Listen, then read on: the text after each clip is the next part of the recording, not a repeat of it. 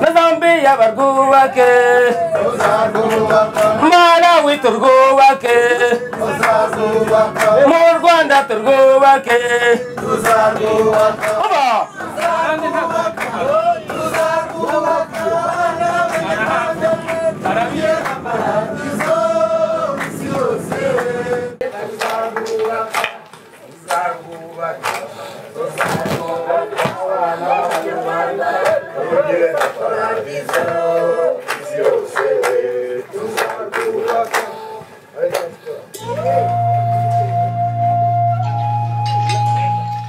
twebwe turi mu gikorwa cy'umuganda tuba turi mu gikorwa kiteza imbere kiri mu biteza imbere amajyambere dukora amasuku ezo ubona ukuvuga ngo twebwe twaje gukora isuku hano mu midugudu ya Rusheshe uyu munsi umuganda wacu ibyo byose ni igikorwa kidasanzwe ariko byanadushimishije kuba twahuriye hamwe twese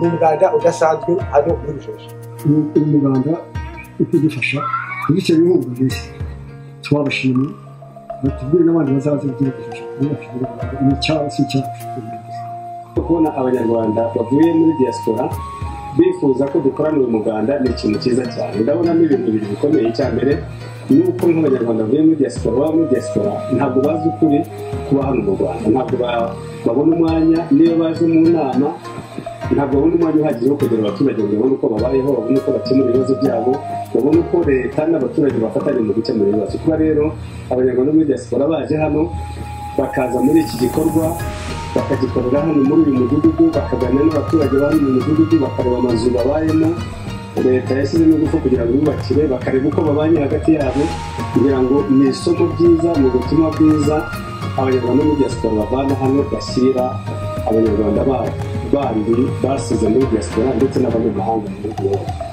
Icya kabiri navuga ni uko iki gikorwa cy'umuganda ni igikorwa indangagaciro z'uko abanyarwanda bashaka gukemura ibibazo byabo bakoresheje ingufu zabo. Umuganda ubwawo ni igikorwa cy'iterambere kubera yuko abantu bashyira hamwe aho bari mu mudugudu bagakora ibikorwa by'isuku bagakora ibikorwa byo kubaka ariko ni n'igikorwa cy'ubumwe n'ubwiyunge kuko iyo bamaze gukora umuganda baba bakoreye hamwe bashyize ingufu hamwe baraganira bakaganira ku mibereho y'igihugu cyabo bakaganira ku mibereho yabo bakaganira ku mibanire yabo bakaganira kuri ya ndangagaciro ikomeye y'ubumwe bw'abanyarwanda bakanaganira ku buryo ibibazo hari abacitse ku icumu hari abandi banyarwanda bafite ibibazo byihariye nk'abo ngabo bavuye Tanzania hari abo tuvuga ngo bashigajwe inyuma n'amateka ndetse n'abari mu miryango y'abakoze jenoside buriya nabo bafite ibibazo. Iki gihe haba urubuga rwo kugira ngo muri ubu busabane abantu baganire ku mibereho n'imibanire yabo kugira ngo iki ni igikorwa gikomeye cyane.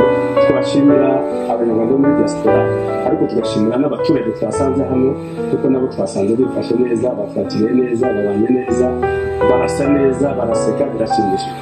Yindi inyungu y'igikorwa nk'iki ngiki ni nacyo nahoze mbwira abaturage bajya batubwira ibibazo n'abayobozi nababwiye ntibagatinye kumva ibibazo by'abaturage.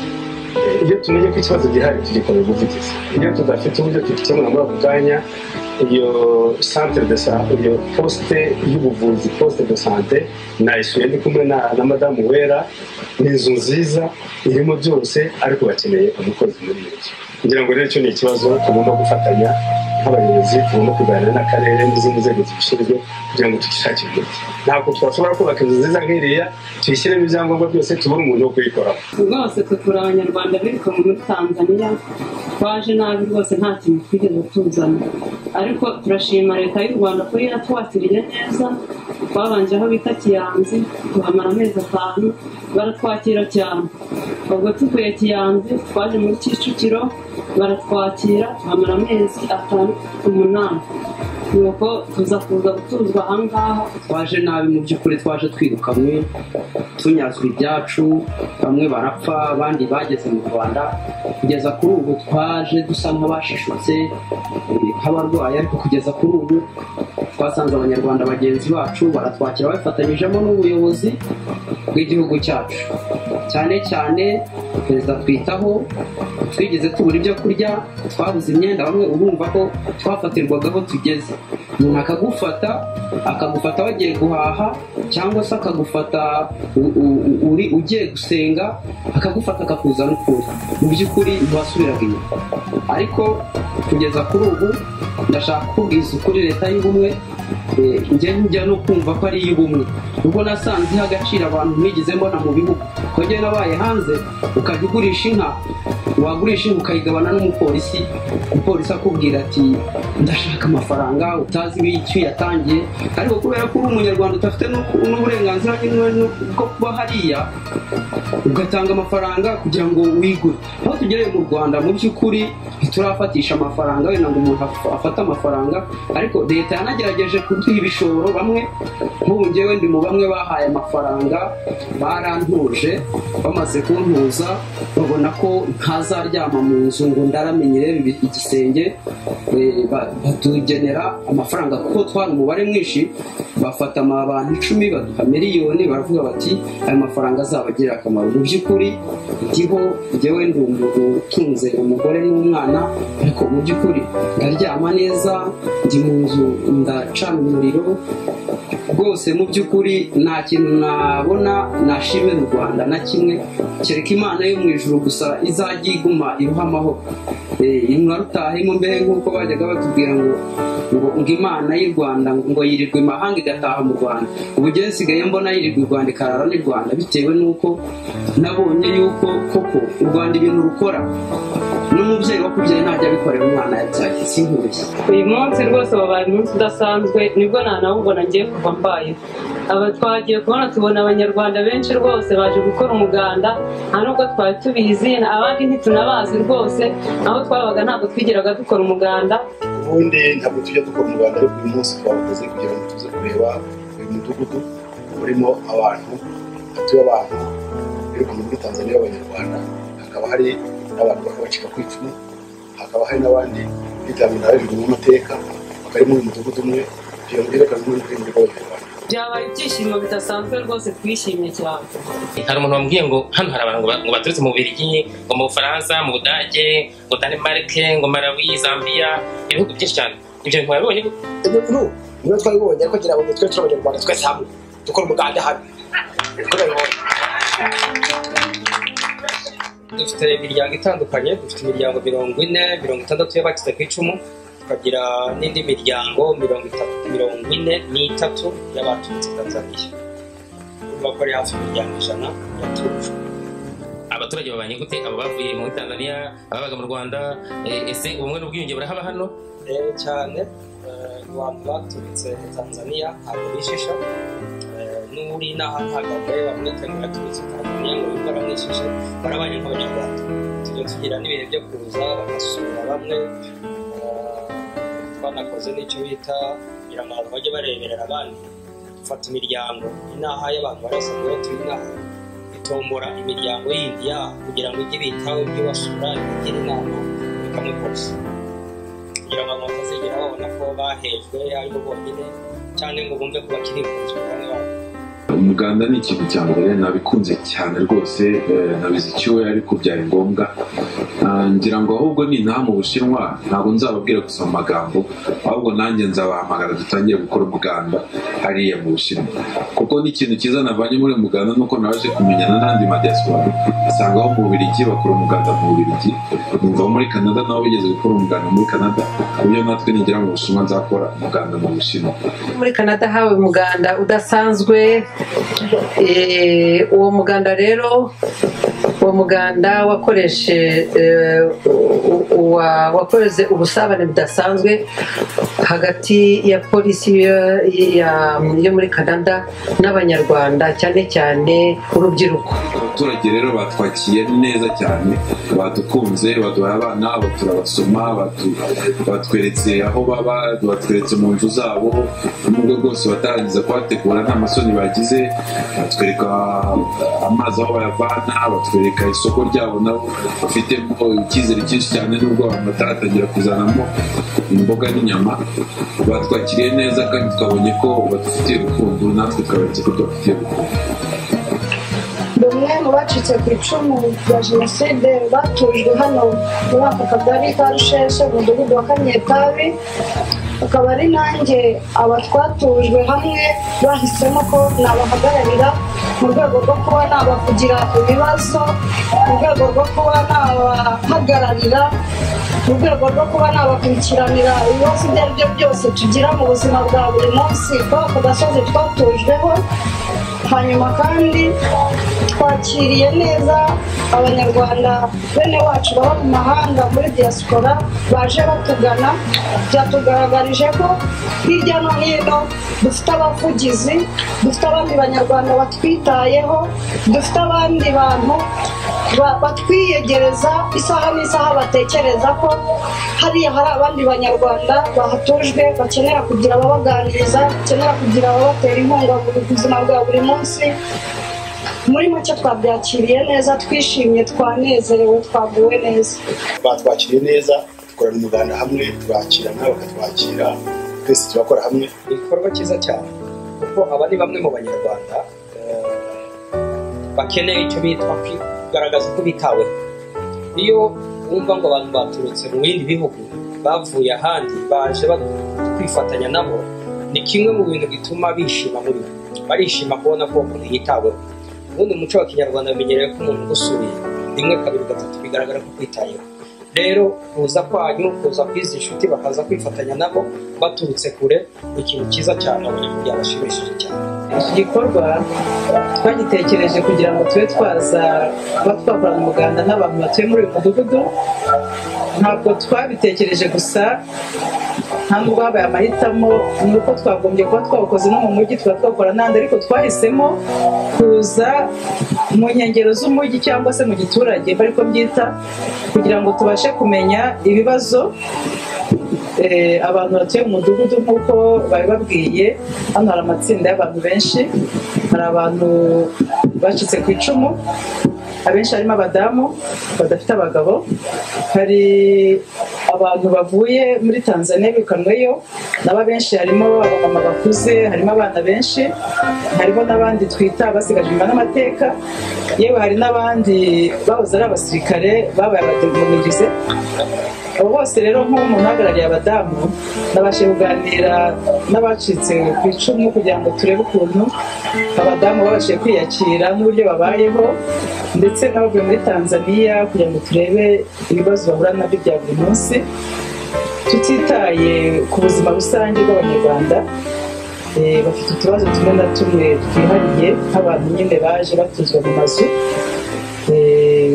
bahawe cyo kuri ikintu bafite, n'uko bashima leta y'ubumwe yabahaye ikintu cya mbere gutura, kuko burya indyamo ifite ikintu cya mbere gikomeye ku muntu. Njyewe bampaye inzu, naragenda agashyirwa ku rutonde inshuro bampaye inzu yari iya 6, ariko hakajya hahora ngo haboneka utishoboye kundenza, utishoboye kundusha, utishoboye, kubera izi nzu bazitanga muri procedure bagenda bakurikiza utishoboye kurusha uwundi.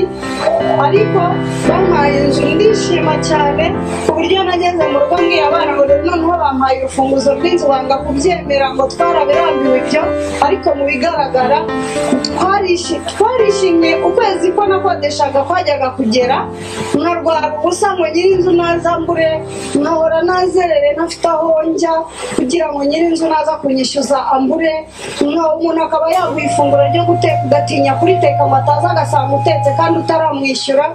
Twarishimye bidafite igaruriro, ntabwo nabona inyito mvugamo ishimwe dufite mu mutima wacu. Twebwe rwose byadushimishije kubera n'abavandimwe tutasanzwe tubona buri munsi. Ikindi kandi cyashimije n'ubusabane budasanzwe, twasetse, twateye urwenya n'abaturage bagenzi bacu, twishimye cyane.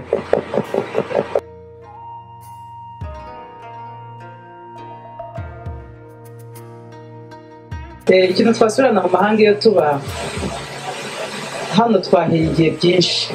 Nkanjye ku giti cyanjye, mu bindi bihugu umuntu agira ibibazo ukabona acitse intege. Iyo turebye ibibazo byabaye mu Rwanda, ntabwo abanyarwanda bakiri ba bandi bacitse intege, barimo kugerageza kwiyubaka bafatanyije na leta hagati yabo. Ubumwe burahari, nk'iyo urebye ukuntu batwakiriye utazi ibibazo byabo ngo baganire nabo ntabwo ushobora kumenya ko babifite, ariko icyiza cy'umunyarwanda ni uko ari umuntu umenya kwiyubaka kandi agafashwamo na leta.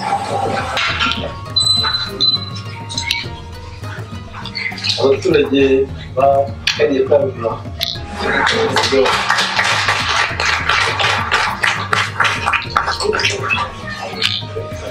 fasha umwanya kugira ngo bishimire kuba mwatwakiriye neza mukadufungurira ingo zanyu tukabasha gusabana no kuganira. Muri make igikorwa twakoranye twishimye ukuntu dusabana kandi tuye ubutumwa bwinshi tuzajya kugeza ku bandi bagatera. Twagira ngo rero tubashimire kuri iki gikorwa mwakoze, ubwitange bwanyu n'urugwiro mwatugaragarije, turabashimira.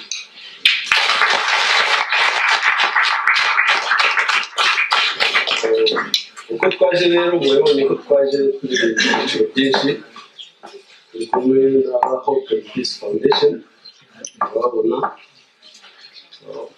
none mu kanya muraganirizwa na visi perezida wa diaspora ariwe Robert, hanyuma muri buganirizwe na Dr. Habyarimana mwese muzi ukuriye komisiyo y'ubumwe n'ubwiyunge.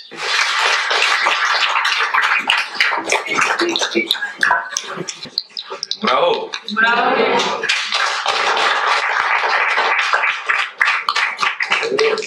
Bagenda na Bera Guma nuga mu Rwanda rwo mu Bushinwa, iyo babwiye ngo ni ha urabasubije.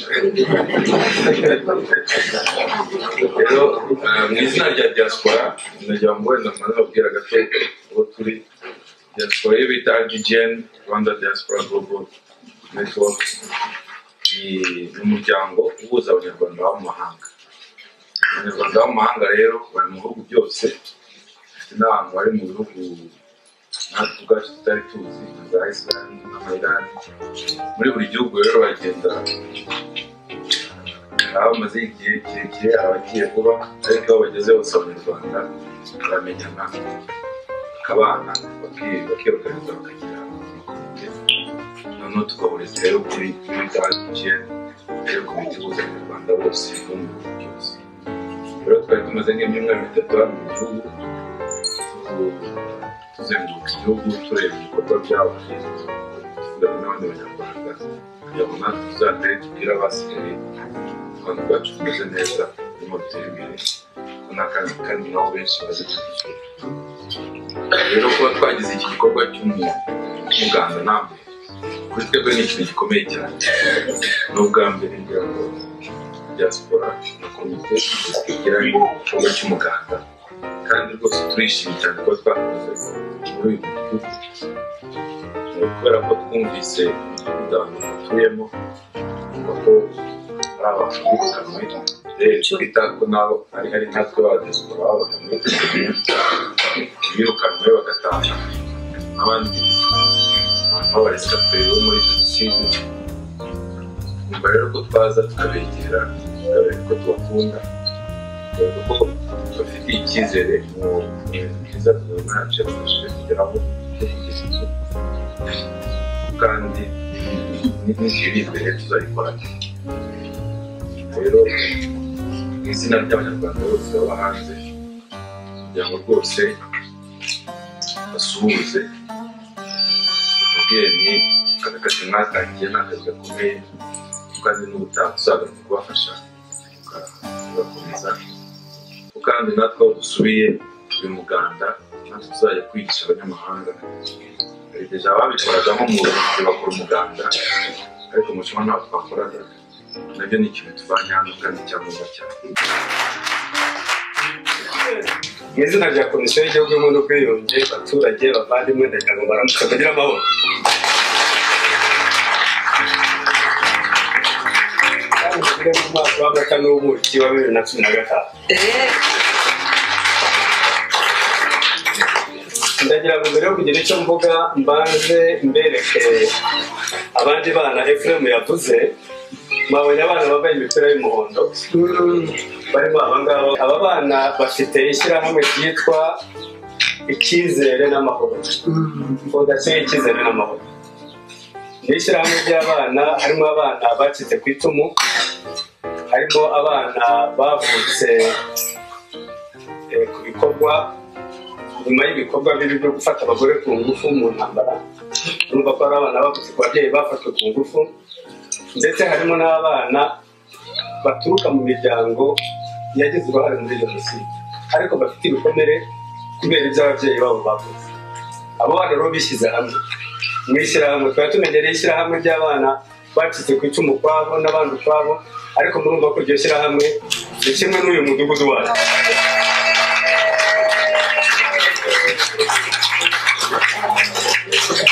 Ni ishyirahamwe ry'abanyarwanda ni u Rwanda rwose. Ndagira ngo rero ntabwo ndi buze gutera kuko mugomba kuba mufite inyota. Nabonye hano iruhande hari impamba idutegereje yo kugira ngo tuze gusabana. Ndagira ngo mbanze nshimire abaturage bo muri uyu mudugudu wo muri aka kagari, ariko cyane cyane nshimira n'umuyobozi wacu, kuko iyo umuyobozi wanyu ataza kubitwemerera ngo tuze ntabwo tuba turi hano. Ariko ndabashimira abaturage bari hano ukuntu mwatwakiriye, twasanze mwishimye, twasanze museka. Iyo usanze umuntu aseka nawe uraneze, byadushimishije kandi murasa neza, muri beza, muri abanyarwanda.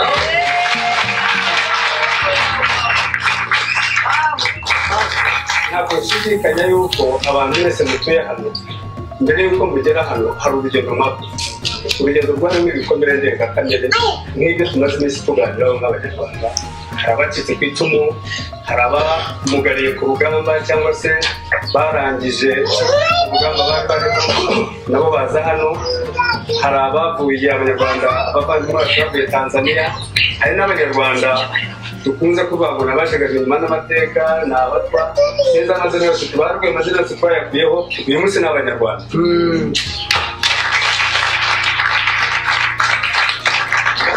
Rero ndagira ngo mbashimire, ariko nshime n'Imana iduha abayobozi bafite umutima wo gukora igikorwa nk'iki.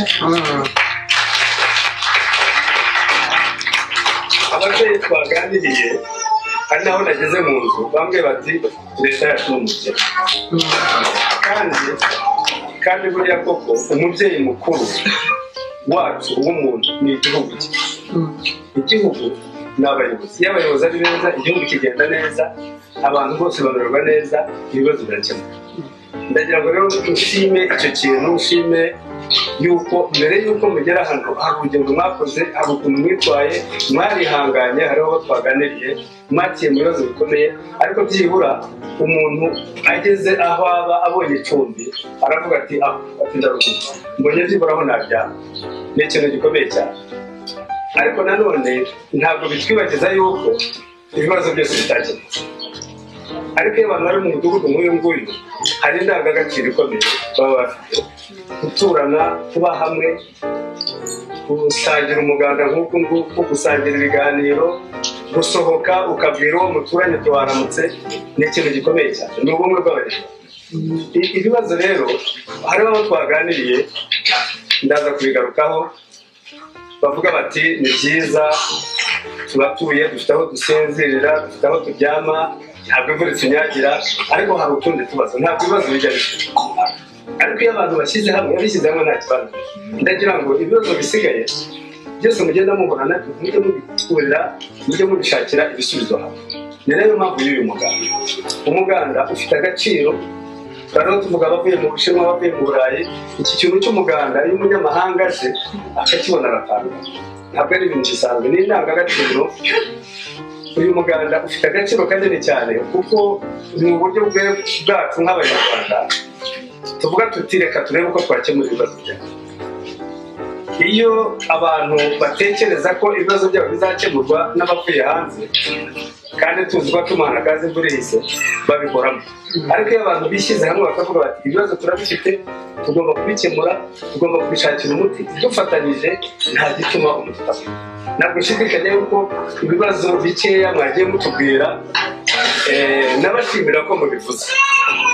ndagira ngo sabe abayobozi abo dufatanya bose ntitukange ko abaturage bavuga ibibazo byabo, mujye mubitubwira, mutabitubwiye ntabwo twabimenya, kandi kubivuga ntabwo ari ukutureka, nta nubwo kubivuga bigomba kugira icyo bihungabanya mu mibanire yanyu natwe tubayobora, ahubwo igomba kuba intandaro kugira ngo dushake ibisubizo byacu. Ariko abishyize hamwe nta kibazo, ibibazo byose mushobora guhura nabyo, genda tekereza ibibazo muvuyemo uko bingana n'uko biremereye, nta cyatuma mutabikoze rwose mufatanyije n'abayobozi bacu. Ndagira ngo rero bashimire iki gikorwa. Umuganda ni igikorwa cyari gisanzweho mu Rwanda, ariko ni igikorwa twahaye agaciro karenzeho, kuko ni igikorwa kidufasha kwiteza imbere nk'abanyarwanda, ariko kinadufasha kuganira, gusabana, kugira ngo abayobozi n'abayoborwa bagire aho bahurira baganira. Kera twe tukiri abakozi batoya muri za minisiteri, umunsi w'umuganda niho wajyaga kureba minisitiri, ukagenda ukamwegera ukamubwira ujya muri minisitiri, nyakubahwa minisitiri, nabuze akanya n'abaterane b'umurayi inyuma, ukamubwira ibyo aho ngaho, ibyo bashaka kubwira aho ngaho.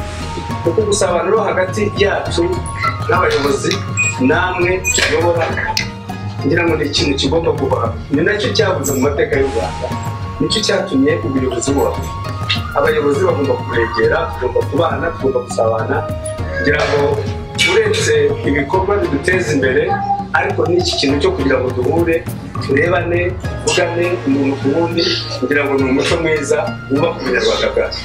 Iki gikorwa rero ndakirashimira, muzajye muhora mugikora, mwabonye wari uko mu mashyi kunagana.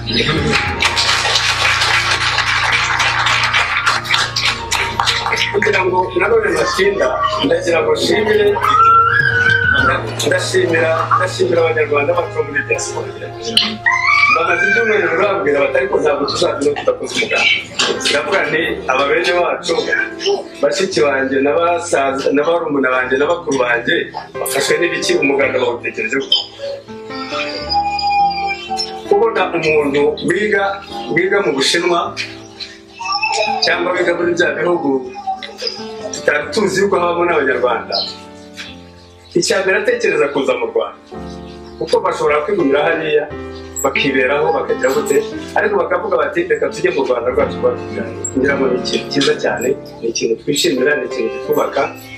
Ariko noneho yagera hano akajya gusura abakibafite, abavandimwe n'inshuti bakabasura, ariko bakavuga bati ntabwo tuzava ino tudakoze umuganda, tutagiye kwifatanya n'abaturage batuye ahantu mu mudugudu bafite ibibazo byihariye, kugira ngo dukorane, tuganire nabo, dusabane nabo, kugira ngo uyu mutima nta bandi bantu bawugira uretse abanyarwanda.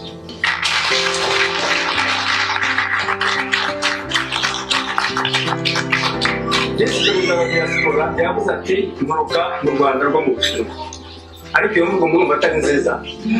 Kuba u Rwanda rwo mu Bushinwa, kuba dufite abanyarwanda mu Bushinwa bari mu Rwanda rw'Ubushinwa, ngira ngo ni cya kintu cy'ubunyarwanda dushaka kuba. Ubunyarwanda nta mipaka bugira, ubunyarwanda nta mipaka bugira, nta n'ikibazo kidakemuka iyo dukoresheje indangagaciro yacu y'ubunyarwanda. Ndagira ngo rero mbashimire mbivanye ku mutima mu izina rya komisiyo, mbashimire uwo mutima, mbashimire ubwo bwitange, mbashimire uko kuzirikana igihugu cyanyu, ariko mukanazirikana n'abanyarwanda batuye mu mudugudu, mu kagari nk'aka ngaka. Ntabwo mwari mubazi, ariko ubu munsi mwabamenye. Aho muzajya mu Bushinwa, aho muzajya muri Iceland, aho muzajya muri Amerika, ubu murabatwaye ku mutima, murabafite, muzajya mubatekereza, muzajya mubakumbura, muzajya mukumbura uyu muganda. Ndagira ngo rero bashimire, nshime ko iki gikorwa kiduhuza cy'umuganda ni igikorwa cyacu cy'abanyarwanda, ntabwo aricyo twakopeye ku bazungu cyangwa ku bandi banyamahanga. Ni indangagaciro yacu, tugikoreshe kugira ngo twiyubake, kugira ngo twubake ubunyarwanda bwacu. Ndagira ngo rero mbashimire, mbasabe mu kanya gatoya dusigaranye, dusabane, twishimire u Rwanda rwacu, twishimire kuba abanyarwanda, kandi dushyire icyizere mu mbaraga zacu. Numvise utubazo twinshi bagiye bambwira n'abo twaganiriye, ariko ntabwo ushidikanya yuko ntabwo abantu bamaze kubona imiturire nk'iyi ngiyi bari hamwe, ndi kubareba mu maso mwese nta burwayi malariya nta n'urwaye bwaki nta mwana nabonye urwaye bwaki cyane njyewe ni umuganga nta mwana nabonye urwaye bwaki nta n'urwaye amavunja ko nabyo mukabireba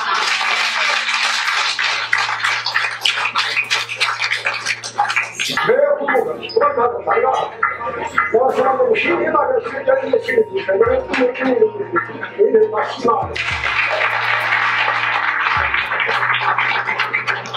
aya magambo tuvuga ibikorwa dukora ni imana idushyiramo n'umuyobozi mwiza imana yatwinjiye azaze ayobora ko yaranzunga zibara abantu ababyeyi bawe yabaye hanze kandi bari abacyaho uko bibafasha ibi byiza byose babikesha bavandimwe imana ihabwa icyubahiro ku isi ntabwo ibintu byiza rero abanyarwanda bahabwa abanyarwanda bafite ubundi burwayi byongera ibishimisha abo mu mahanga bamugurisha ariko umujyi wacu udatuma kwihoza kureba mujya mu bwaya kiba gituma igihugu murarinde mubifate mu rubanza amasomo n'ejo bundi ndabasaba ngo umenye abo muri bo bagaragaza murajya kwigisha bagafata irange n'umuntu mukuru y'abakobwa mu bibazo muri cyo gihugu yego murajya kwigisha